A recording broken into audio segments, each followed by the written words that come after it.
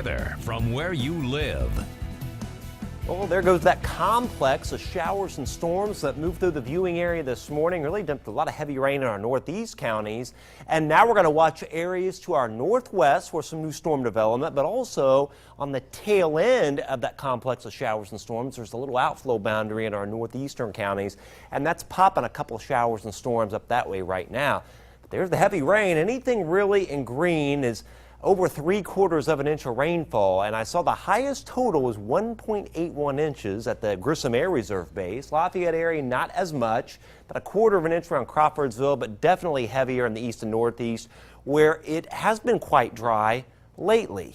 But to the west, there's also a dry area here in eastern Illinois and our far western counties too, and they did not get the rain like the east did this morning. Right now on that outflow boundary, or the tail of the morning complex of storms, we've got a few little showers and thunderstorms kind of bubbling up here from Plymouth to northern Miami County. But we're still going to keep an eye on this region of north central Illinois, where we may see some new development. We've already got that around Chicago now, and this may kind of elongate back towards Peoria as we head into the evening hours. The other weather story, all the orange on the map, those are heat advisories, and that's an excessive heat warning around St. Louis. So from Kentucky, even to parts of Minnesota, intense heat wave is on the way, and it's going to affect our viewing area this weekend. So some storms possible this evening. Can't rule out a few going severe either with a wind and hail threat, but the heat index to 108 by Sunday. Highs 91 to 95. And speaking of the heat, tomorrow will be about 90 to 92 degrees. The heat index right around 100. Saturday, heat index around 100 to perhaps as high as 105 with low 90s area-wide. Our high-res Futurecast product does bring some storms in this evening and brings those through the viewing area, and then at 11 o'clock tonight it's got them down in Clinton, Tipton, and Howard counties and pulling out of the viewing area. We'll continue to keep an eye on that.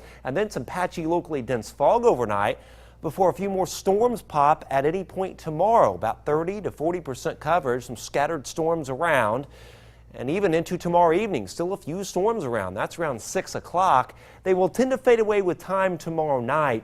But even on Saturday, even though the coverage is only going to be around 20%, there still could be a storm or two, isolated storms Saturday afternoon and Saturday evening. For the Uptown Jazz and Blues Fest, though, if we can just dodge any isolated storm, it's just going to be plain, partly cloudy and hot.